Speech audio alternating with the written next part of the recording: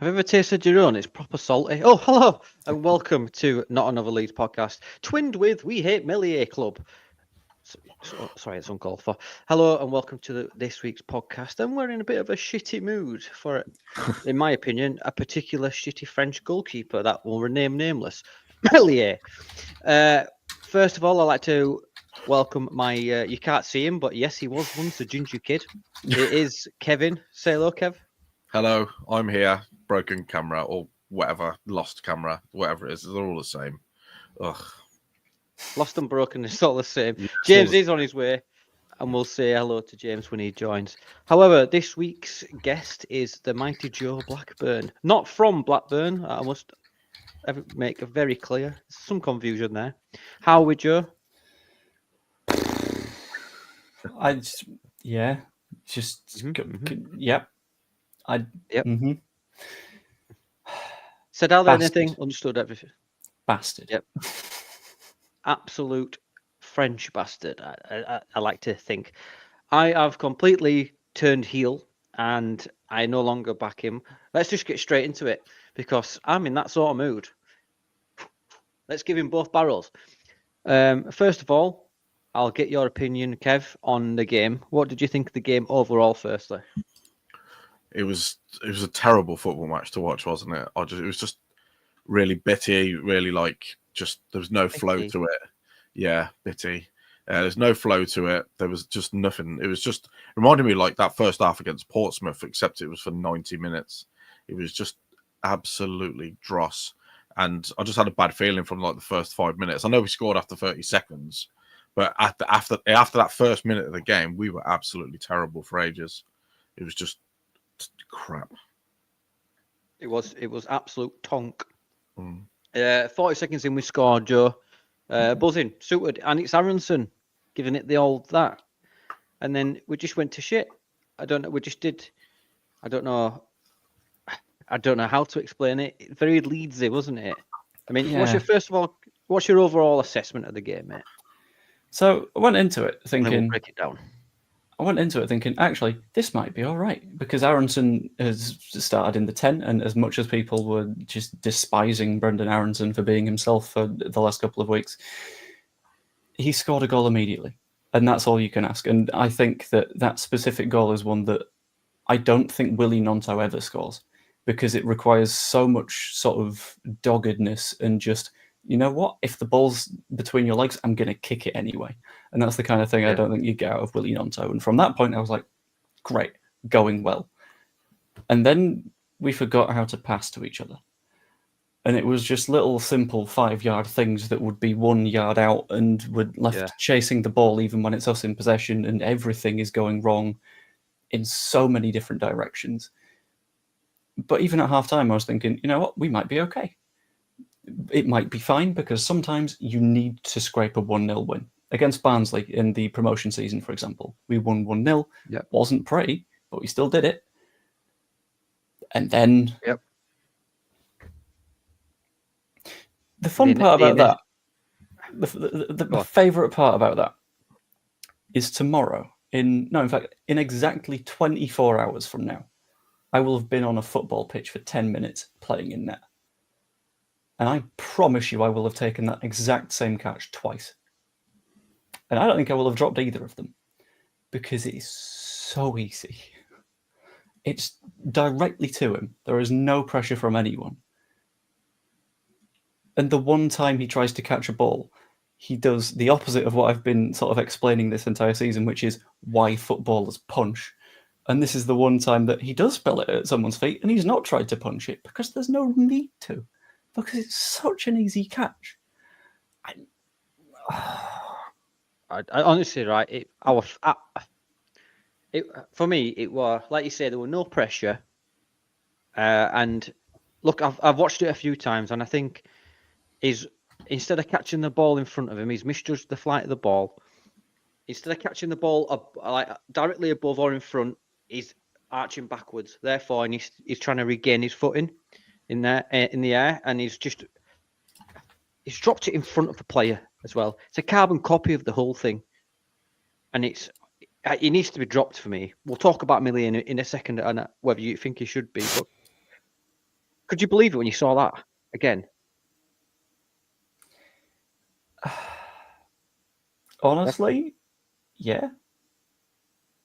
It was such a believable cock-up, and the fact that we can believe it at this point is testament to how knacked things are right now.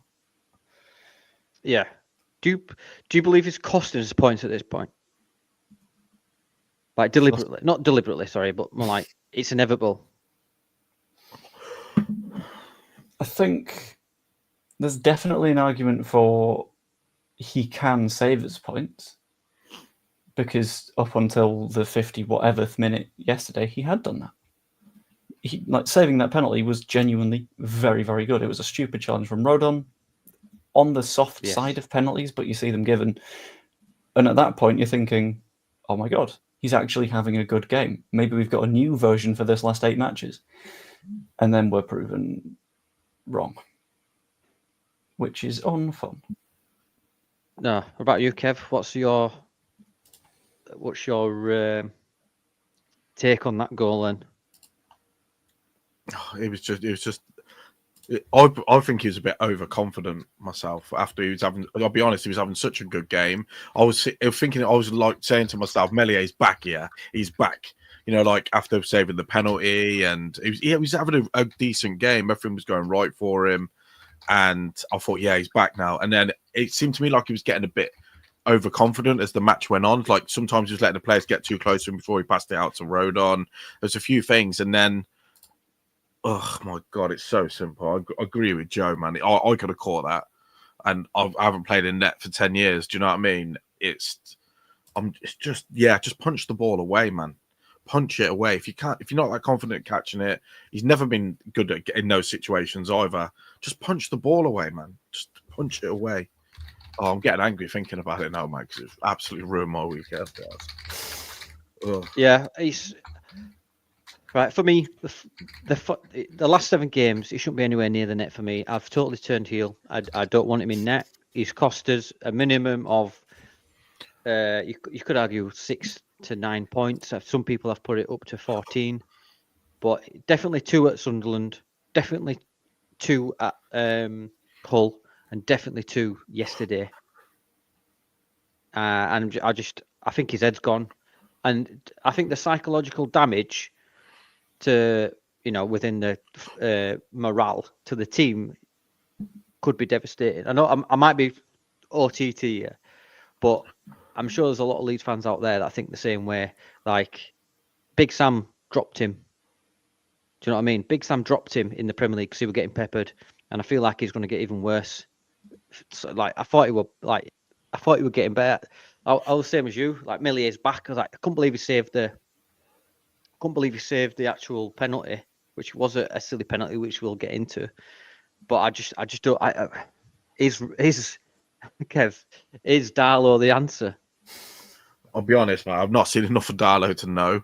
The last time I saw Darlow playing goal was in that. I think properly was in that penalty shootout. That I can remember anything like that's vivid of a memory of Darlow. It was that penalty shootout where he was absolutely terrible in it.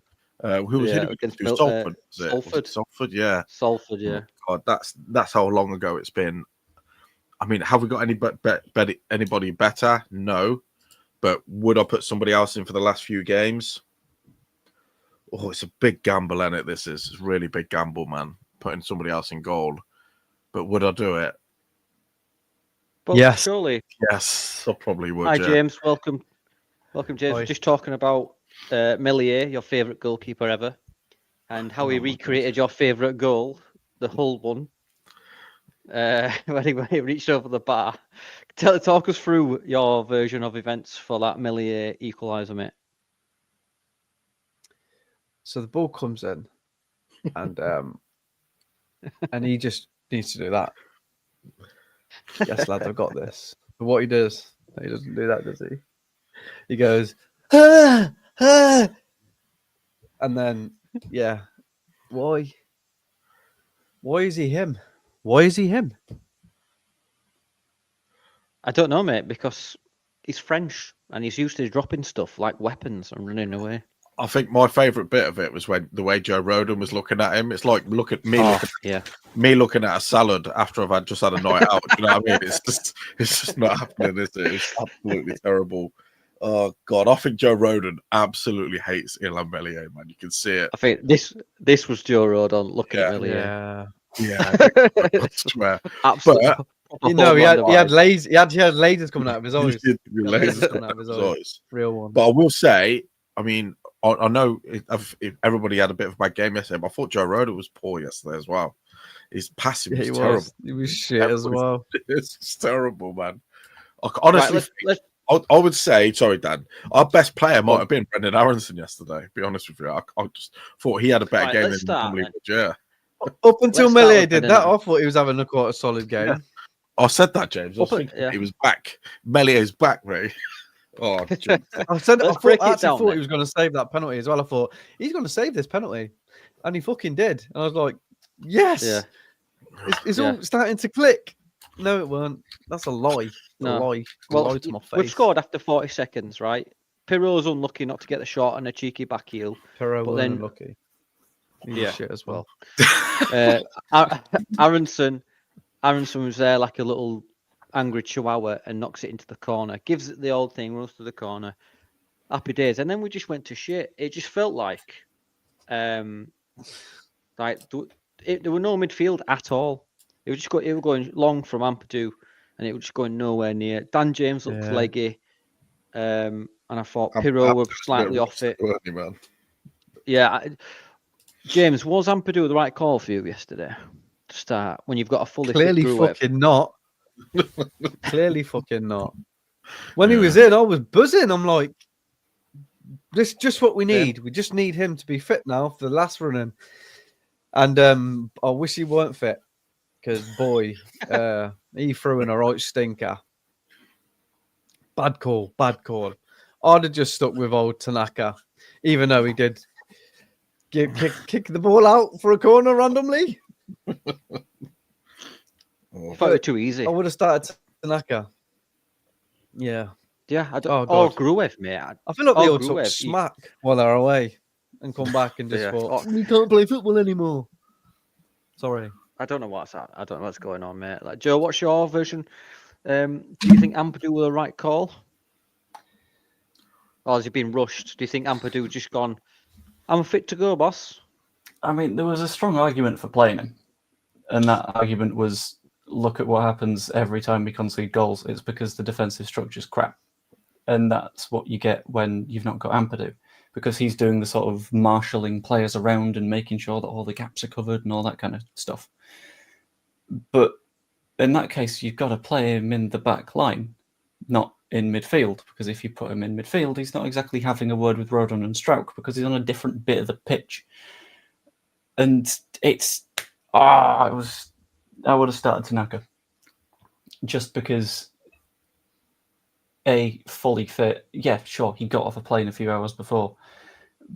But at least we know that he's not coming right back from an injury, which is sort of the scary part there. Yeah. What about you, Kev? You happy to see Ampadu, weren't you? Yeah, I was. I thought he's going to be... He's back. I'll agree with what James said there. I was absolutely buzzing to see him back. And then he did this first pass, and I was like, oh, for fuck's sake. Yeah, do you know what I mean? He was really leggy, man. It just felt like he was really leggy. I agree with Joe. I would have kept Tanaka in. I mean, I even look, that whole centre midfield was just off it yesterday. It got a little bit better when Tanaka come on, to be honest. We started to get a bit more of the ball, took more control in the centre of the park. But Rothwell and Ampadu together, it didn't seem like it was working, and it didn't. So, I mean, I'm in a real predicament here, mate. I'm in a real predicament right now. Fully blame Ampadu for that, by the way. I fully blame Ampadu for that not working. Rothwell was actually trying and looking all right at times. Ampadu just killed him so much, man. Really killed him. There were times yesterday where Rothwell were at centre back getting the ball, and he were even trying to take like three. And this goes without saying, like, credit to Swansea, because I thought they deserved at least something. They could have even gone on to win it, and they've done their own work because they knew something. From set pieces, we're shit, absolutely shit. We got warned once with the We haven't flick been onto there. the post. Yeah, I thought Crazy. I I thought No, but we were yesterday. We were yesterday. Absolutely. we were tripe. yesterday, but just But we've gone from the best Don't know, defense in man. the league to second. conceding fucking everything. We're now second on joint points in third. The saving, we'll talk about it later on, but the saving grace is that Sheffield and Burnley have to play That'll each change other. again, by And the they've way. That'll change again. But That will change. I'm again. reacting from yesterday, and I'm fucking furious with that French knobhead in the net because he's done the same mistakes. At this point, for me, I think he's got a bet on for us to go into the fucking playoffs. He's backing himself in the playoffs. No, but on serious note, I know. think he needs taken out of the firing line.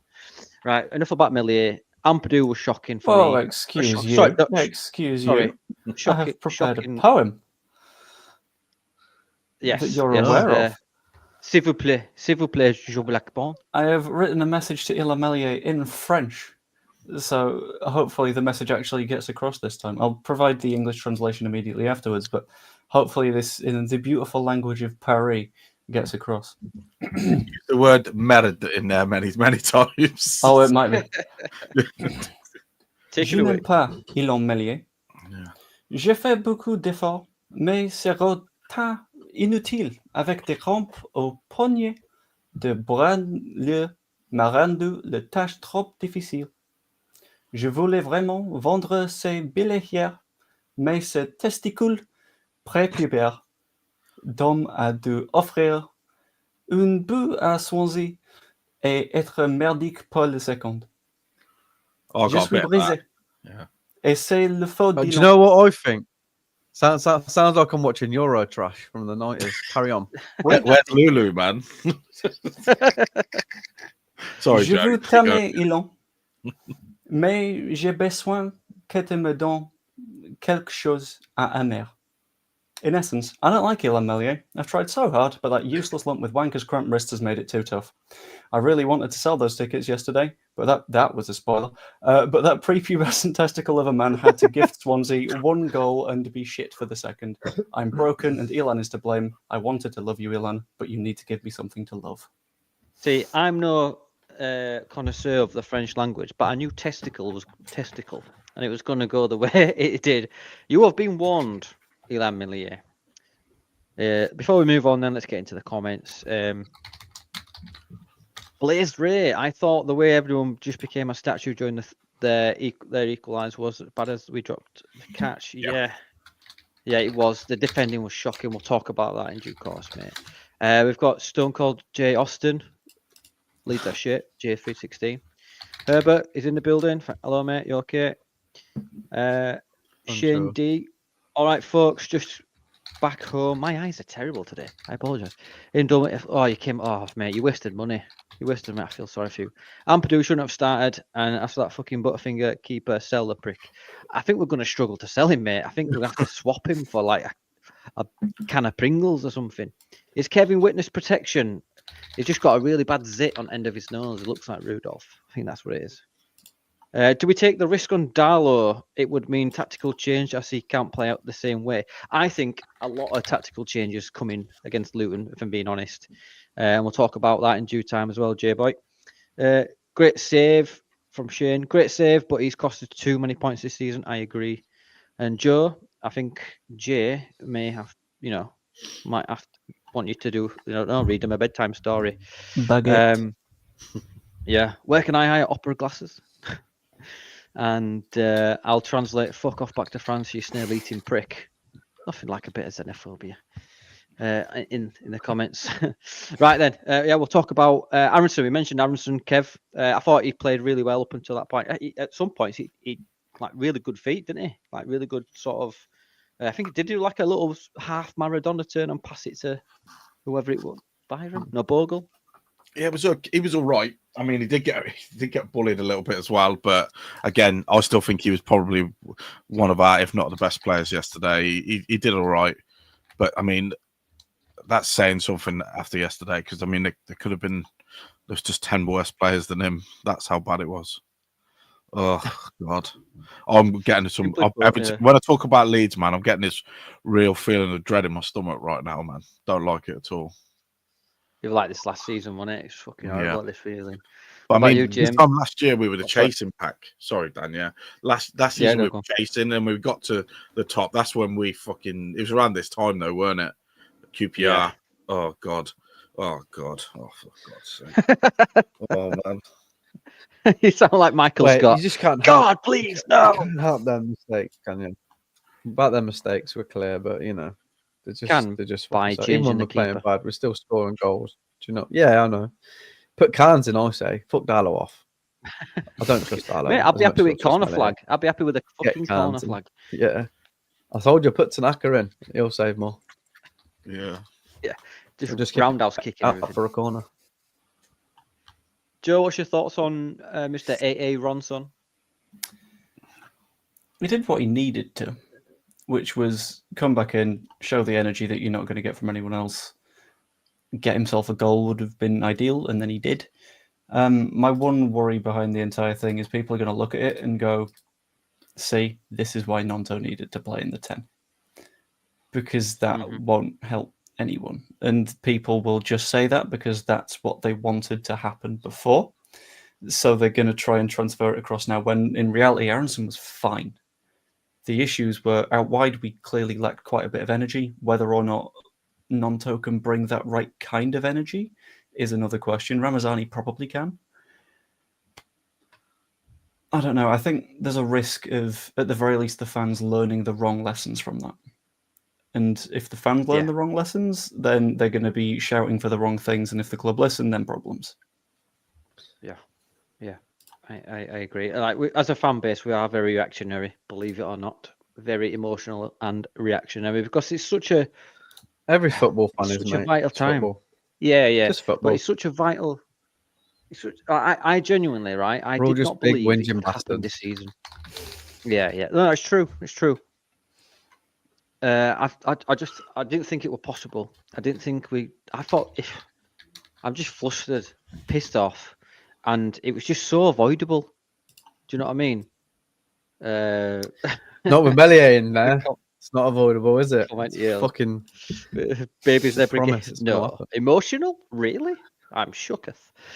Yeah. So yeah, James. I mean, Aronson for you, like Kev said, one of the Do you know better what? players. He was one of the better players. It didn't. I mean, it showed a bit more because everyone else was diabolically shite. And the other problem Arison's got is that there's nobody else you'd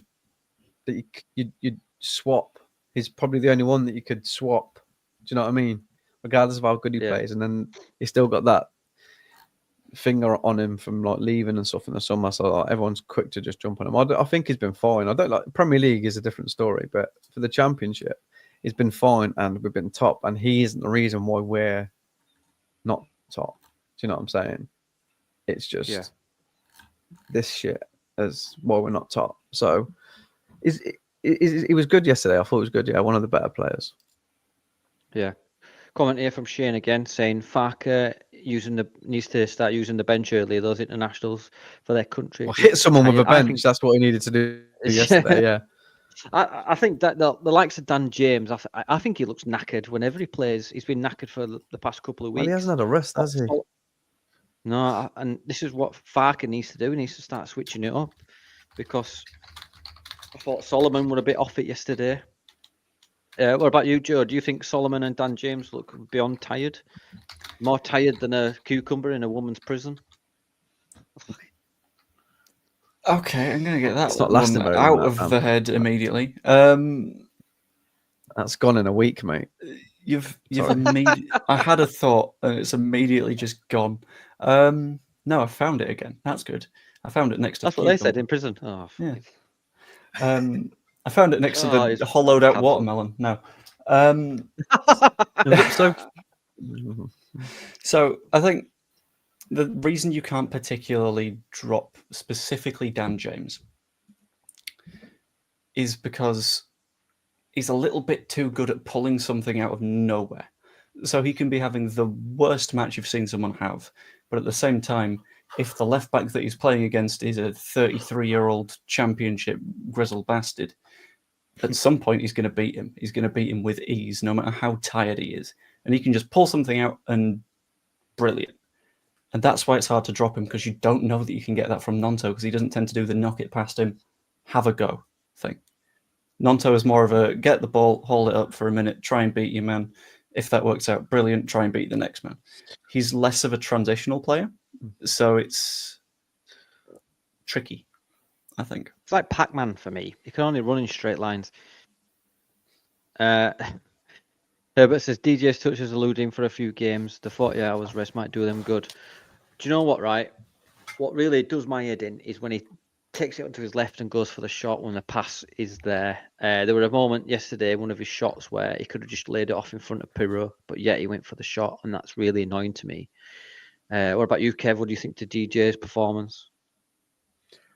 Just looked a bit tired for me. I think he was more industrious than some of the other players like Solomon and that. He did have some. He had a couple of decent shots, didn't he, towards the end of the game? But he just looked a bit knackered to me. To be honest with you, he just looked knackered. Yeah, I think it just looks really tired. Him and Solomon. But James, I can't even remember if I've asked you about DJ. So mentally exhausted. Yeah, he was another one that was shit yesterday as well. Yeah. No, to be fair, he's always a player that you want to keep in the game because his speed can just get him beyond the defender at one point and he's in. And it happened yesterday, but it's happened a few times where we get into these really good positions and that final pass was just a very lazy, tired, shit pass, and then they just cut it out and break. And it seemed to happen all game. And then near the end, it happened with James. You want to keep him in the game, but yeah, he weren't very good. I didn't think anyone was very good yesterday, apart from Aronson. Strout was okay. Byron, I think maybe a little bit, but there's quite a few balls that went wayward. DJ wasn't that good. And we're looking for at one point. I think Ampadu hadn't been, he got saved. A few blushes because he just sent it down the line with no one there, and he got took out. Did Ampadu? Yeah. But a few times they tried looking Dan James. Yeah.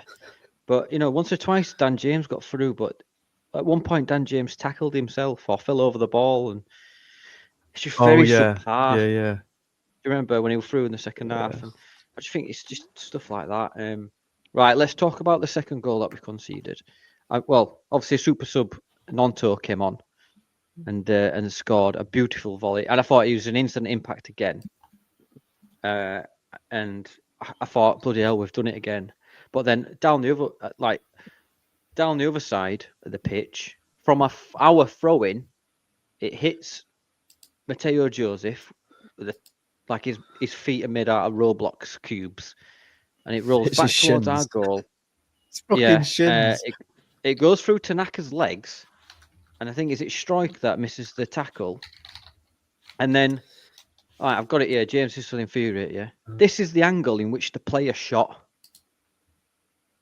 With a minute and a half to go. Everyone scores from that angle. Absolutely. Everyone scores from that angle. Nah. It's just like everyone has to. Who's that in front from of now you? on. Is that Strike or Rodon? Is that Rodon? Rodon, isn't it? Yeah. Yeah. I've just watched it back now. Yeah, Why has he not got his leg out there? Or why is Melier not saving because he's drunk. I'll come to you first. He's obviously drunk. Yeah. He's obviously on his opiates. He took his opiates before the fucking game. Joe, what's your thoughts on that picture I've just showed you, mate? And the sequence of events that happened to that? Oh, right. So looking back over the entire thing. Looking back over the entire situation, right? We start back in the corner. Junior Firpo taking a throw in. I'm not entirely sure why we've not just said, let's throw it 3 or 4 yards and then someone just belt it because there's 30 seconds left of this game. Yeah, one thing that no one's talking about though is Mateo Joseph's touch, man, led to the goal.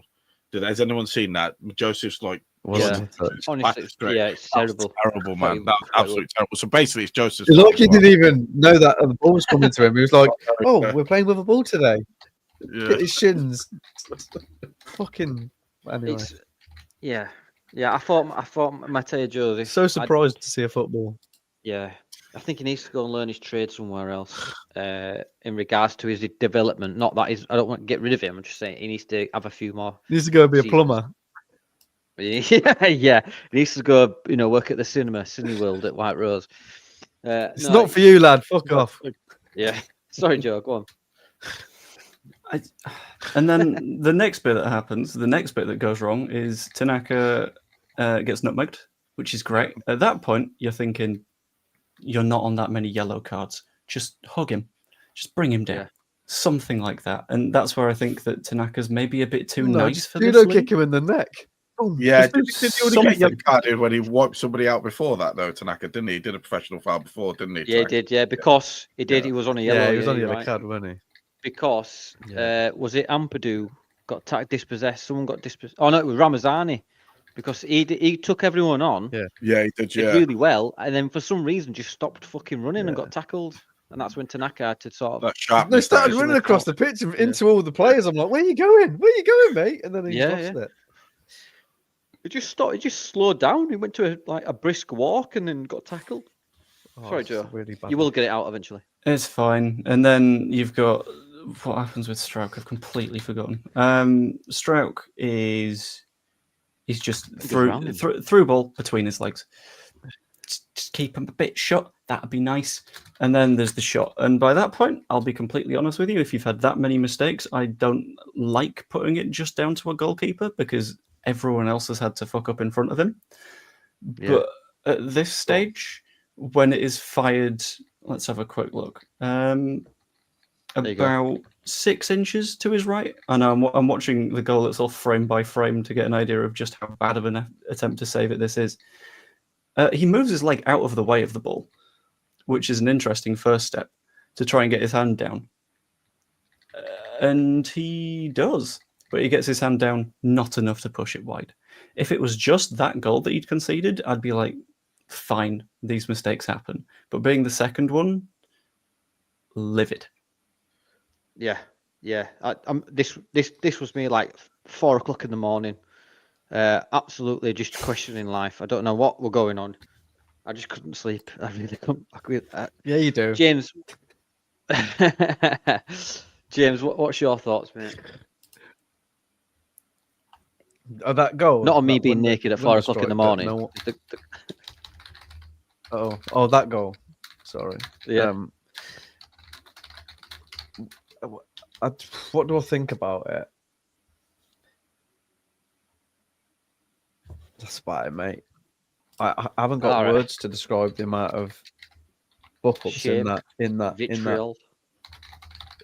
thing that led up to that bad goal. Yeah. I felt like crying. If I'm being honest, mate, it was a sad moment for me to see that many mistakes, and then Melier just letting it go under him like that. I don't know what to say about it. It just fucking happened, didn't it? Yeah. It just happened, And finally, and we can't do Finally, anything about Kev. it now. We just have to just suck it up. yeah. Finally, Kev, talk us through the crushing feeling as you saw that ball just nestle in the back of the net. Well, I'm going to build up to this. Where are you, Kev, by the way? Sorry, I don't know if you've mentioned this. I can't already. find my camera, James. Where are you? I'm at home. I can't find my camera. It's on your head. Look on your head. Well, honestly, mate, I can't describe the feeling that I'm doing right now. It's You have to, you can't see. Yeah, I know the words. Sorry, yeah, the words. I can't. It's like soul crushing at the moment for me because I've been here before. All of us have, and we've had some great times with like Bielsa and lived like some excellent football, like memories and that. And then we just seem to be like the nearly men for everything at the moment for the past like 30 years, and it's really starting to destroy me inside. I feel like I'm going to start crying talking about this. It's the same cycle, the same pain, mismanagement, broken promises, relegation, missing out on a promotion, and we just keep putting ourselves through it every single season. At some point, something's got to change, mate. And then Daniel Farke comes out and says he sees us in the Premier League 100% next year. All the ammunition every other fan base needs against Leeds has just been brought out to us in the last 24 hours. the abuse. But Oh, at the same time, if you're in his position, the fuck else do you say? Like, you can't be in a position where it's like, yeah, we bottled it. Actually, I agree with him. It's I completely see it's fine. there as well. It's that. I think he should have worded it differently. I know English is his second language, but he should have said, "I believe I can see us seeing," rather than saying 100% we're in the Premier League next No, season. he should I have don't know, I said, can't remember. "We're going I'm up as fucking paraphrasing. champions." That's what he should have said.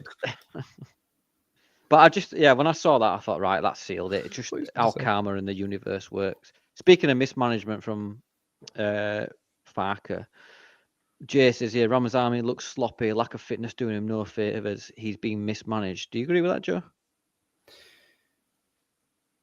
It's Ramazani, sort I mean, of, obviously, he's since that injury, he's not had a look in, has he, really? but there's a pretty fair reason for him been having able not to. had a look in, and that's the fact that we've been at the top for the majority of the time since then. And it's at that point you're sort of like you're changing a winning team based on vibes, based on, well, maybe because fans want to see him a bit more, let's just do it. And it's like, you're not going to drop, as another example, Junior Firpo just because people are sad that Isaac Schmidt isn't playing. And it's the same sort of argument of, at what point do you say this is for rotations purpose, and at what point do you say, well, you're just giving him charity minutes at this point? Because we'd been performing pretty damn well until like 3 or 4 matches ago. And that's where things have started to slip a bit. And yeah, there's an argument for Ramazani and Nonto starting in the next couple of matches and see how that goes. But yeah, it's all a shambles, isn't it? So So before I come to these two, in your opinion, then, Joe, what is it about after the international break for you personally? What do you think it is? If you had to guess. So what made them like? Cause I just thought there was nothing in the midfield yesterday, and it was just going defense strike, and the Swansea just were up for it. We looked like we weren't asked, like we just we'll win eventually, we'll get a goal eventually. That's what it seemed like to me. The reason it would have felt like there's nothing in the midfield is that for the past 2 weeks there's been nothing in the midfield. So in terms of like training, the only players that you've had are Ampadu, who isn't going to be training at his best because he's coming off the back of an injury and you're going to want to look after him a little bit. And Rothwell, who, he was there for the entire time, but he's training with a partner that's only there a little bit at the time. In terms of other midfielders, you've got Autanaka, who was on the wrong side of the world and got back something like 36 hours before kickoff or something daft like that. And you've got Ilya Gruev, who was playing for Bulgaria, and because he played, I think, both of those matches, and I think all minutes off the top of my head, but I'm not 100% certain on that. But you're not going to want to get him training too hard either. So when you've got one central midfielder who, sure, he can stay there and he can train, but the others are international break 180 minutes, international break 135 minutes. Ethan Ampadu, who's been playing as a centre-back for the majority of the season and is also injured. Obviously, midfield's not going to be ready. So, yeah, that's fair enough. What about you then, James? Ramazani, this is a kid that were last season. I'm sure he were playing against. They were in La Liga only last season, and we've paid about 10 million quid for him, and he can't even get a look in. Obviously, Joe made a good point that there's a reason why he's not starting, because since that injury, Dan James and Solomon have just been like the ones to go to. But for me personally, I believe in rotation. I know Farke knows what he's doing to a certain degree. It's just my opinion as a fan, but. What's your thought? Do you think the lack of the minute is a victim of just Dan James and Solomon being better, or do you think just Farke just don't trust him? I don't think it's a case of them being better. I think they've just been undroppable. As Joe said, they've been undroppable. Before he got injured, he was starting and he was scoring, he was playing well. But then he got injured, and then Solomon just turned it on, didn't he? So it's one of them. I think like he has to just wait his turn, and like now it might change a little bit because we're in a bit of a bad rut. So he might switch it up, and then the players that come in, they've got to do what they've got to do to stay in. But I don't think he's been mismanaged. He's just been unfortunate that he's had Solomon playing out of his arse in front of him, to be fair. So Oh yeah, that's the way it that's is, mate. fair. But Football you, as well. With the rotation thing, I think. Sorry, mate. Before you go on, Yeah, I go on. think like No, go on. growing up, we all, in my mind, is like a consistent good team is better. So you're playing with the same players every week. You get to know them better, and you get to know their little their little towels and stuff. So playing with the same team is usually quite a good thing.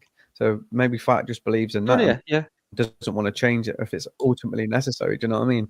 But when it starts going wrong and you see players lagging and it's a consistent little lag, then then you do change it up. Yeah. See, what I have noticed as well, this is to you, Kev, that there's been a number of times where we've been caught out with the wingers being tired, and they've had various like 2-on-1s with the fullbacks, and we've been overloaded in some cases. That's what I just see now. Like when Dan James gets up, but if they're quick enough and they can get past him, and then there's a 2-on-1 against Bogle. Like even Bogle had an off day for me going for a shot at 30 yards out of this, ironically probably the same position as the Swansea goal. But yeah, same question to you then, Kev, about Ramazani and Farke and stuff. I do think Ramazani possibly could have played more minutes, but again, up until the last 6 games, I thought Solomon has been undroppable. He's been brilliant, especially for a while now, but seems to have obviously toned that down a bit over the past couple of games. Same with Dan James. Still, they've started games well. They've just like drifted out of it a bit too much. If I would have used Ramazani a bit earlier, but I'm going to agree with what Jay said there. He could have had some more minutes. He just looks really ring rusty, and you see that sometimes when people haven't played for a while, and that's why he sprinted through in the middle of the pitch, lost the ball, and then it all just that rigmarole happened towards the end of the game. I do think he might change it in the next game after what happened yesterday. I do think you might see Nonto and or Ramazani start. I think we'll see that, especially given the turnaround on the games as well. That coming up. 7 big games, and I think every player's got a part to play, except Melier, I guess. So we'll see. Yeah. We'll go through the team in a minute, but I've seen a comment here from... Oh, he's playing his part, the little bastard. Yeah. I mean, the only solace that you can really take from this is the fact that it's still in our hands to go up. We've still got a very good goal difference. Burnley have got to play Coventry and Sheffield United and Burnley still have to play each other. That's the only solace that I can take from this. We need to learn from the mistakes we made last year. And just stop giving me these, man. These are the remaining fixtures, just by the way. So as you can see there, Burnley have just beat Bristol with a shithouse 1-0 because that's what they do. They've got Coventry next. Norwich, as Joe, you said off stream, that they score a lot, but they also concede a lot, so you never know. And the 2 big games for me, I'm not looking at Sheffield because I think they'll go on now. I think they'll just romp it. But they've got Sheffield United on the 2nd and QPR on the 16th. 2 big games because QPR are rolling over. So I think they're two. They're gonna drop points somewhere, and we're gonna get points. But they're against like Sheffield. They beat Coventry with ease. I think the only difficult game for them now is probably Burnley. For me, and I think they'll go on and romp it. As we've got Borough, who obviously would a really tough game for us. Preston would want to trip us up. Bristol and Plymouth at the end, which Joe, you said again off stream that would probably be down by then. But either way, I just think I'm looking at Burnley. I know we shouldn't be looking at Burnley, but we're on joint points, and I want us. We need to just crack on. And I said if we win all our home games, we'll be sound. And already we've dropped points. So that Borough away game scares me a little bit as well. Every time I think we drop points there. Generally, I think we drop points. And we go third. Me, man, that one does, yeah. Because we have done it a lot of times this season where we've come back, especially Middlesbrough at home where we won. Was it 3-2, 2-1, or whatever it was, 3-1. But yeah, I saw a comment here. Where is it? Right. And last question to you guys before we move on from the game. And talking about next week, sorry. Even if Farke does get us promoted, I bet the 49ers are looking at other managers for the Premier League if we are going to be spending big in the summer. Right, assuming that we go up, boys, do we keep Farke until the winter, give him a chance, let him invest, and then change when we can invest again in January? Or do you just say, thanks a lot, mate, you've done it, off you go? Joe, we'll come to you first, mate.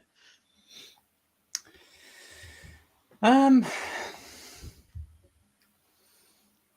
always been of the view that if you sack someone for getting their job done, you're both not being fair to them, but you're also making things more difficult for yourself in the long term. So if we, for example, sack Daniel Farke because we've gone up in second place on the second to last day of the season, I think at that point, if you sack him, any manager that you look to hire from that point onwards will think, absolutely not.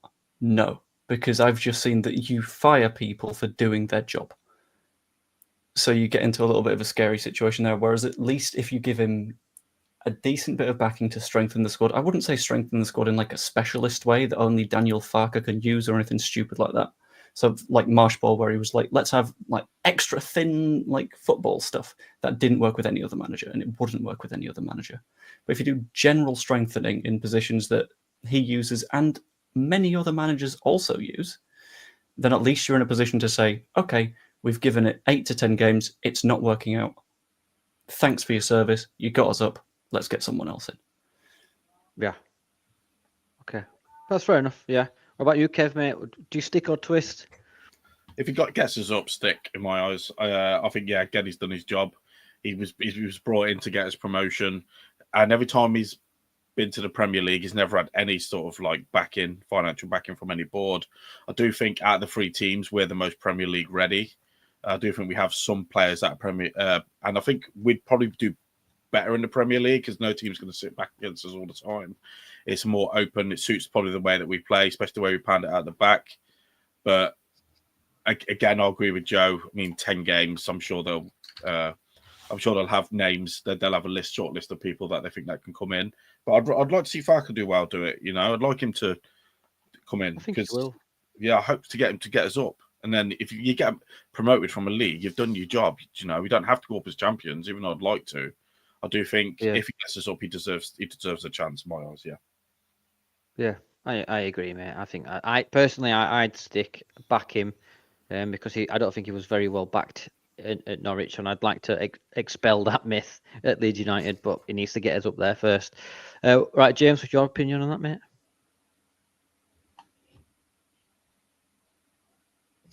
If he gets us up, then no, obviously not, because I don't think you can really legislate really shitty mistakes in matches to his management. I mean, players have off games, but yesterday, without the mistakes, we win that game 2-0 and played shit.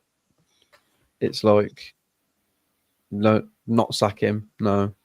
Like I agree with backing. I think he'll do quite well in there if he gets the right players in there, because the system could probably work in the Premier League, and we're not playing Saturday, Tuesday, so it's, you know, so there's less games. Yeah. But you know, it might be crap, and then we do sack him. So we just definitely not sack him at the end of this season if we go up there. No. Yeah, I agree. I think James, if we don't go up, right, if the worst comes to worst and we don't go up, does he deserve to stay? I think it depends. If we don't go up, then no, because he's failed twice. Then, you know. But then it's that old question: who do we bring in to replace Farke? Kjetil Knutsen from Bodo Glimt, mate. Bodo Glimt Knutsen manager. He's class. I would. Yeah, he's been on my specialist shortlist for a while. Yeah. Let's get into the comments then. I'd get Alan Sheehan, and I would. He wasn't a bad manager. Jay says we need fresh impetus. Sorry, mate, I've never heard of that rapper. Goal difference isn't going to come into this. It's too tight. Hopefully it does come down to goal difference, because then we can fucking do something with it. Points get you up. Herbert, at least we can prepare for Borough. Carrick doesn't change too much. But last season, when we were chasing Leicester and Ipswich, we barely scraped through Middlesbrough away, if I remember correctly. And then Joe, who was both in the digital realm and here as well. I'm in a place where I wrote up my shortlist. Who's on your list? Oh, it's here, actually. Yeah. And there you go. Knutson, Rosinha, Bo Henriksen, Italiano. You'll have to tell me about those last ones, Joe. I know two of them, and I like the first two, definitely Knutson and Rosinha. I think Rosinha was really good at Hull. Rosinha's got Strasbourg into a Champions League place at the minute. Yeah, it's mad that, isn't it? You know, he's good. I'd like him. I don't know who the other two are. Would he swap that for Beeston, do you think, Joe? I don't know, because like Strasbourg isn't the nicest of places in France. So maybe. When you put it in a slightly different way, would you swap the worst bits of France with the Yorkshire Dales? Well, maybe. You could say, do you want to come to Beeston? Say it in a French accent. You never know. Yeah, Beeston with Winstones. Anyway, let's talk. In fact, what we'll do, we'll have a little bit of fun just to put the mood up a little bit.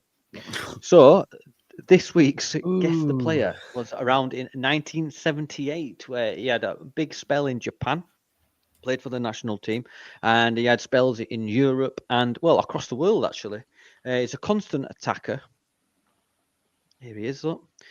The constant attacker. It's a great kit, that, isn't it? It's a great kit, that. Constant attacker, but he's always getting shot at himself.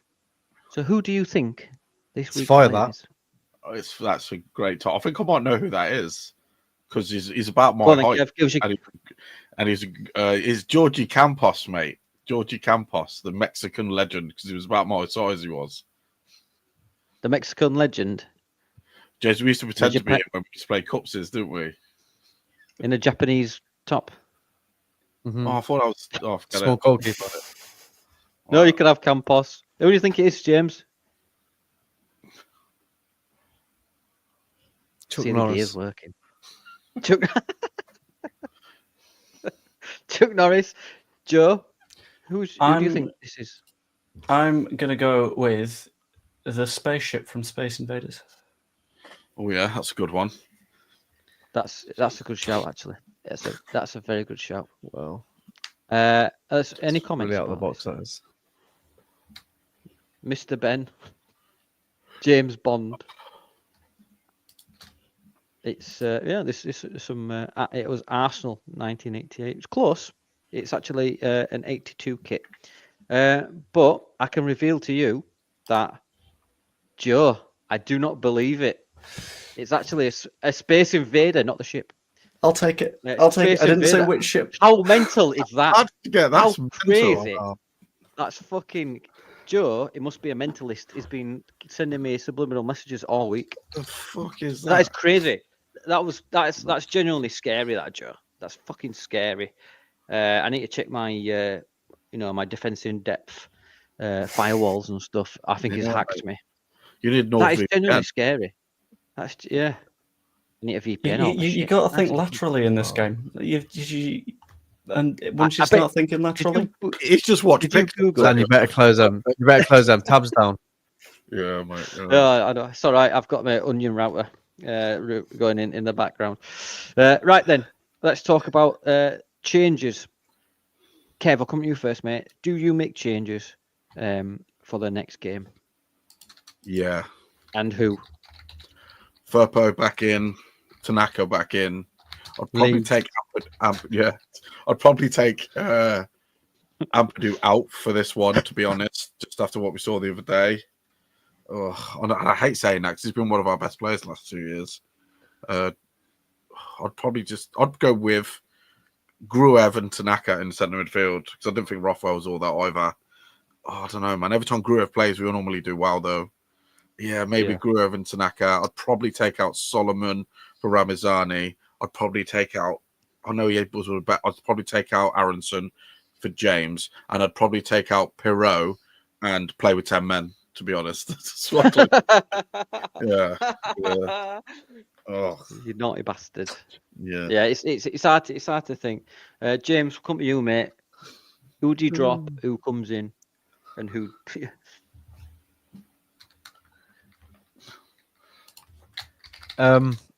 Changes, yeah. I think he probably will go Gruev and Tanaka, playing away from home. I think he'll keep James in. Aronson's not allowed to be dropped. I know that already.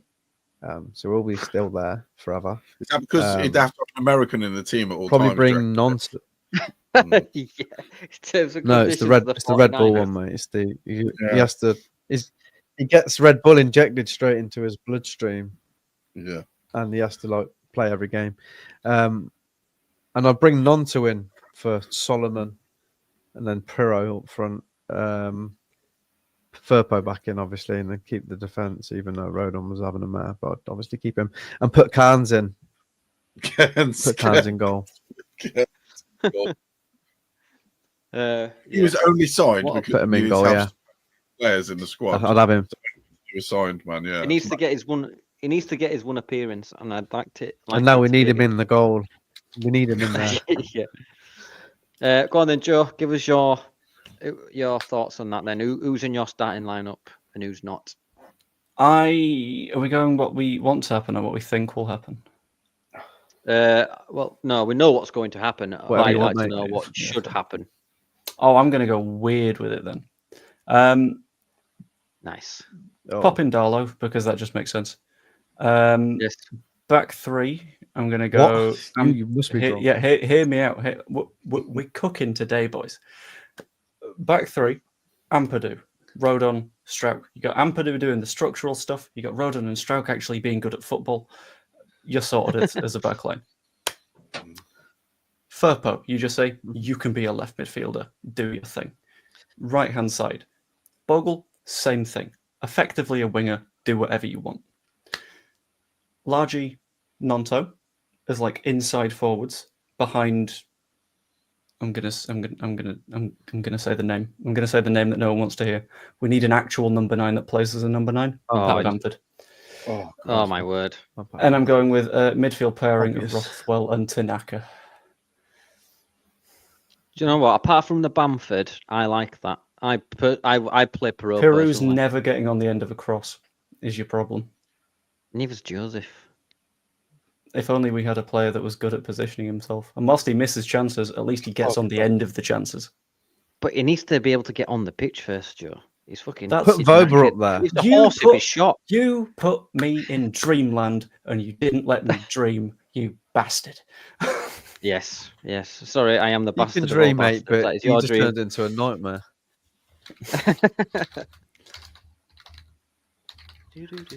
Yeah, no, your team would be perfect for me, Joe, if it only had Peru up top. Personally, that's what I agree with. Right, I suppose there's not much more to say about the game. Yeah, it was 2-2, which was fucking criminal for me. I thought, fair play to Swansea. They played really well. They looked more up for it for me, and they could have gone on to nick it, but they didn't. So let's get into this week's Top Knob. I'm going to get mine straight out there. I think everybody knows who I'm going to go for. That dickhead, Melier, is my knob of the week. I just got a dartboard with his face on it. That's all I'm going to say. Kev, who's pissed you off this week? Who hasn't? That's the question. I don't know, man. Stop being funny while I'm drinking. You're going to kill me. Sorry, mate. It's naturally funny, anyway. I'm gonna go with Melier as well, mate, because he just ruined my entire weekend. I was gonna go out last night and not even make this pod, and then I decided not to. Do you know what I mean? So. Oh, thanks. Yeah, that's great. It's nice here. Yeah. So go on then, James. We've got 2 for Melier, the top of the knobs. What about you, James? Can I do a couple? You could do a couple. Go on. Can I do a couple? Is international break one of them? Okay. Can I have Yeah, we'll add that one on because we'd have missed it last week. International break for keeping our players playing and making them really, really tired. And then can have obviously Melier, Rodon, Bogle, Ampadu. Definitely, Ampadu gets 2 because he's captain. Obviously, Solomon, Pirro, all of them knobs. Everyone. I'm excited everyone that with mine knobs. still hasn't been Yeah. taken. Go on then, Joe. Give us your fresh. So, It's a wild one, and no one's going to see this one coming. I promise you. Serbian said. terrorist Gavrilo Princip, who assassinated Archduke Franz Ferdinand, because that led to the First World War. Leeds City, as a football club, was dissolved because we paid our players during the First World War. And if it was Leeds City instead of Leeds United, who knows? Would we have fallen in love with the club the same way? Maybe not. And us falling in love with the club in that way has ultimately led to us being devastated time and time and time again. So the First World War is the source of all of our footballing depression. From start to finish. There, Joe. It depends on which and we're side back of to the Euro fence trash. it is. And it depends on your perspective. Is he a terrorist or a freedom fighter? Both. Nice. Well executed. Just like he did with Archduke Ferdinand. Yep. Jeez. So that's that is this week's podcast. Thanks for tuning in. Those that stuck by us in the comments, thank you for your comments. There's nothing much more to say than that was Top an knob. absolute shambles. Everyone won top knob. I'm so emotionally bewildered. I'll play it just for you, James. So Melier, Legion. In fact, Leeds United. Thank you. The Archduke Franz Ferdinand, just for being executed, he couldn't have dodged it. I mean, what's all that about? And obviously the Serbian terrorist as well, who shot him. And Yeah, and a Trump is he? Kev for not having his camera. Kev's getting nominated for not having his camera. And for Digimon still not being on telly.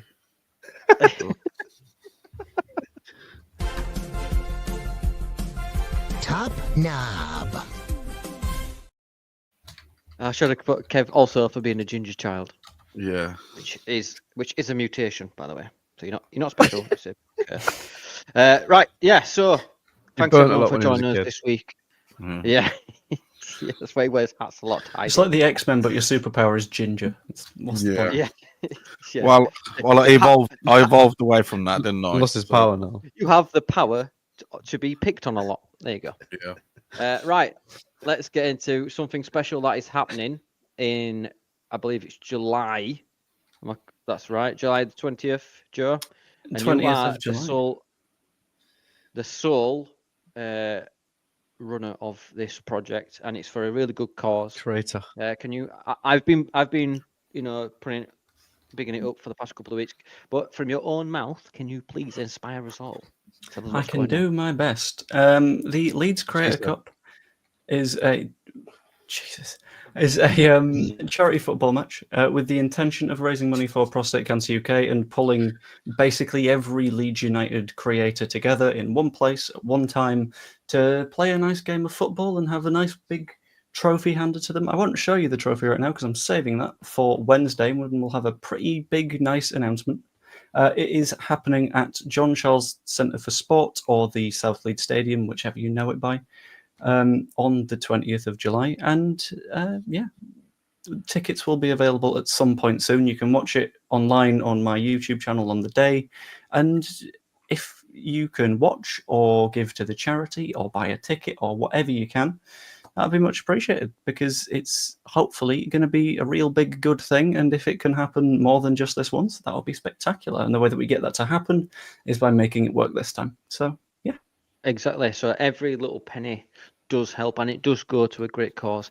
And if you watch it, you get to see me boss midfield and Meg's Smarty from Ought to Know Better. Even if he's on my team, I'm going to find him and Meg's him. Because You can walk through he's got really Smarty's big legs, mate. He's a giant. I could fly a 747 between his legs. I hope He's that I'm tall. playing next to him, so I can just like hide behind him if the ball comes to him. One of his shin pads is like a You Roman can sit on his shield. foot, Kev. Joe, what's coming up on the channel, mate? And where can we find you for those people that have not seen your stuff before? You can find me by just searching Joe Blackburn, and it will either be me or a very, very fat kid from Bradford who had a documentary made about him in the mid-2000s. Hopefully it's me by this point, but yeah, that would be quite nice. Also, just to check, I love that you said you're going to boss the midfield. You said in the organising forms that you're going to be a striker, so good luck bossing the midfield from there.